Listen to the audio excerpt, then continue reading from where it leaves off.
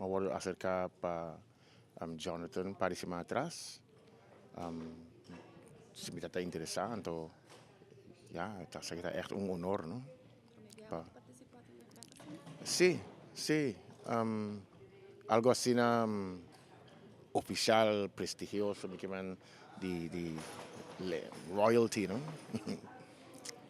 Jonathan apunta para mim, a pedir para mim canto de cantica não como participar com ele nos Calypso e Road March Contest para ano passado.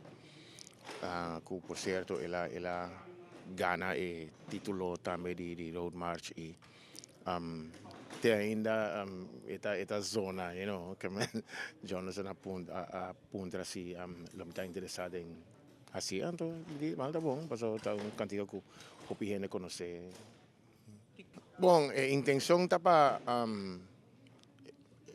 Sua Majestade sentir que está na Aruba, you know, que mende está aí tiki de toda cultura que nós temos. Nós está país chiquito, isla, país multicultural, ¿no?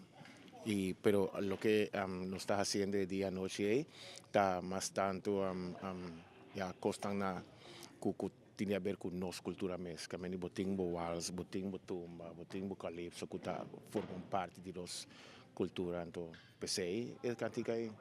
Well, em primeiro lugar, estou contente com acercar-me para me pôr a confiança que o Jonathan põe em mim. Então, me está por fazer meu best com ele. Então, é uma nice experiência. E hecho que está vai estar transmitir ao mundo, está esforço hobby nice de comitê para se e também um empurre para nós alunos e nós músicos não young.